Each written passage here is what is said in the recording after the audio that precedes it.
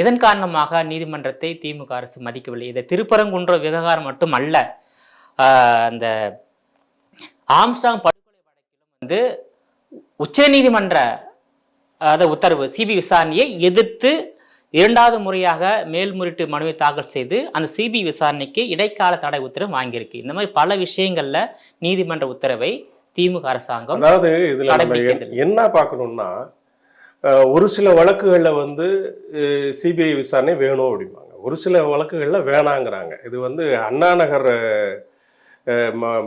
ஒரு மானை இது பண்ணது பார்த்தோம், பாலியல் இது பார்த்தோம். அவர்களோட கம்ப்ளைண்ட் கொடுத்தவங்க பெற்றோரையே இது பண்ணி அதுக்கு இந்த அரசாங்கம் சிபிஐக்கு அதுவாகப்பட்ட எஸ்ஐடி போட்டது இது பண்ணாங்க. சிபிஐ வழக்கு வேணான்னு சொல்லிட்டு இவங்க இது பண்ணுறாங்க. இப்போ அதே மாதிரி தான் திரு ஆம்ஸ்டாங் அவர்கள் கொலை வழக்கில் கூட ஆரம்பத்திலிருந்தே ஆம்ஸ்டாங் குடும்பத்தினர் ஒரு சில குற்றச்சாட்டுகளை ஒரு சில நபர்கள் மீது வைத்து கொண்டிருக்கிறார்கள். அவர்களை காப்பாற்றுவதற்காகத்தான் சிபிஐ என்கொயரி வேணாம், அப்படிங்கிற விசாரணை வேண்டாம்னு சொல்லிட்டு இந்த திராவிட உருட்டு மாடல் ஆட்சி தொடர்ந்து அந்த நபர்களை பாதுகாப்பதற்காகத்தான் சிபிஐ விசாரணை வேண்டாம் என்று தொடர்ந்து வலியுறுத்தி வருகிறது தான் இந்த இதில் பார்க்கணும்.